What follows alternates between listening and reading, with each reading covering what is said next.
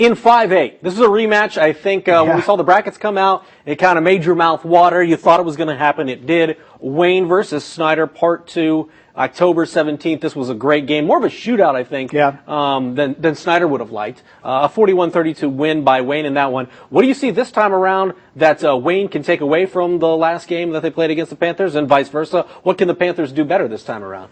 Tackle Keon Powers. And it sounds easy, but nobody has really been able to do it with any consistency all year. I mean, the kid is just phenomenal. 5'9", 160 pounds of him.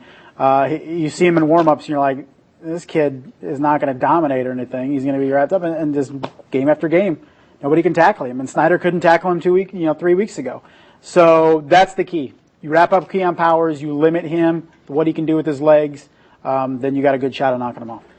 When you take a look at what Snider has been able to do, we've talked about their depth, and then we've talked about the lack of depth that Wayne has, and the fact that you've mentioned that 20 of the 22 starters are always on the field. Yeah. So in terms of the position, so when you take a look at that, we always say, "Oh, it's going to catch up with them. It's going to catch up with them." The playoffs seem like a place where it would catch up with you. Do you think it is something that can catch up with them this week? It's something that, last year we waited to happen, and it never really did, even in the playoffs against Snider. And this year, too, it just really hasn't happened. I think the adrenaline and confidence that this team has, and kind of the us against the world mentality it has, really kind of offsets the lack of depth they have. Now, if they have a couple key injuries, then it's a lot bigger than most teams that have some depth at a lot of positions. But as long as they're healthy and they got their playmakers on the field, I really don't think it bothers them as much as a lot of people think.